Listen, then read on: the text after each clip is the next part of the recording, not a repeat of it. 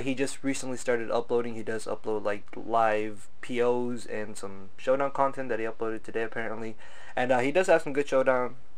Fuck, can't narrate. Goodbye YouTube. So I know I said I wouldn't be uploading until May 30th or June 1st, but my plans for the night kind of changed because my friend went out of town on an emergency. So yeah, I got the showdown battle I had the other night when I was taking a little break from really doing nothing. But it was a pretty good battle, and I'm not using my own team. I'm using a team that I stole. Well, I told him I was going to take it, so technically it's not stealing, kind of borrowing, I guess you could put it as. But I got the team from a YouTuber called New Breed. He does upload PO Lives and uploaded some Showdown content today. So I'll leave his channel link down in the description. In my opinion, he does have some pretty good PO Lives, so you guys should definitely go check him out. If you want, feel free to subscribe to him as well.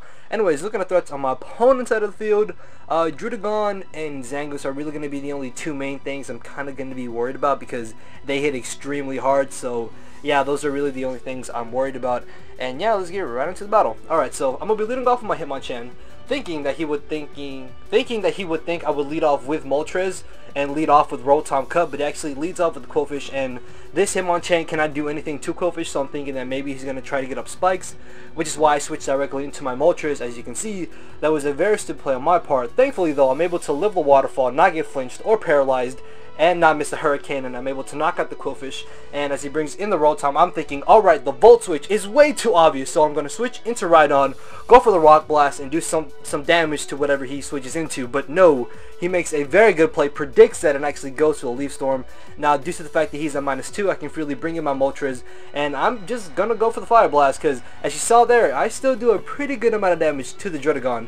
Thankfully though, I'm actually able to get the 10% burn, which really does matter because now my team will be able to take hits from this Drudagon a whole lot easier. So expecting him just to maybe go for like a Dragon Claw or something, I switched directly into my Hitmonchan, as he does just get up a Stealth Rocks, which is perfectly fine by me. So I thought that he would actually leave in his Drudagon for fodder, which is why I go for the Drain Punch. That and Drain Punch hits his entire team, so as he brings in the Entei, I guess he did predict me to go for the Rapid Spoon, which wouldn't be a bad play at all. Now, due to the fact that rocks are up, I'm just basically going to fodder off my Moltres to be able to get a free switch into my Slowking, knowing that I can easily take a Flare Blitz, and I'm going to make a bit of an over prediction and go for the Fire Blast, because the Drudagon switching honestly was really obvious, but I thought that maybe he would want to bring in Rotom, which would have been dumb on the off chance that maybe I went for a Toxic or a Thunder Wave. So either way, Drudagon was his safest switch in, and if I did go for the Psyshock, I possibly could have been able to take him out, but this turn expecting him to go for a Dragon Claw or Outrage, I switched directly into my Hitmonchan. As he does go for the Sucker Punch, I can then go for the Rapid Spin, and I actually get a crit with the Rapid Spin,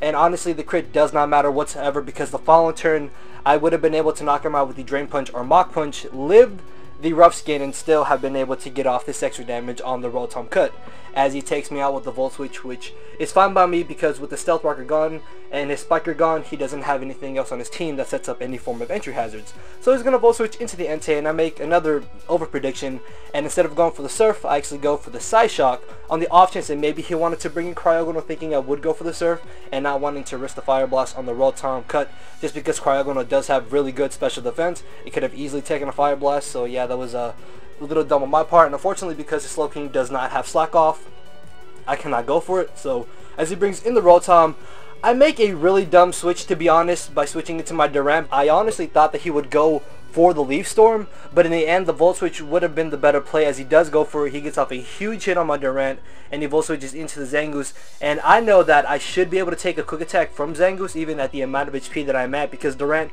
does have some decent natural physical defense bulk. So I go for the Iron Head as he actually switches into the Cryogonal, maybe thinking I would want to switch out myself into something as Death Fodder, but that is not the case.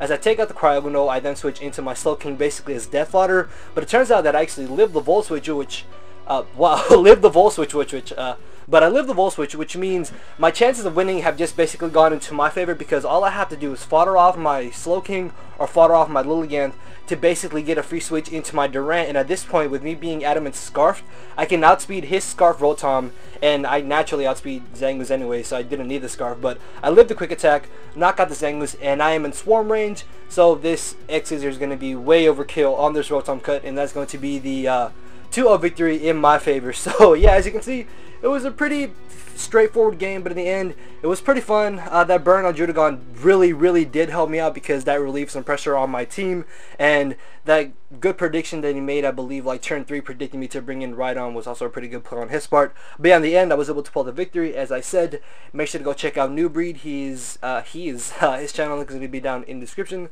So with that, guys, make sure to leave a like, leave a comment, subscribe to more content. And now I will not be uploading until the 30th or the 30th or the 1st, unless for some reason my plans change like they did tonight. But yeah, let everybody.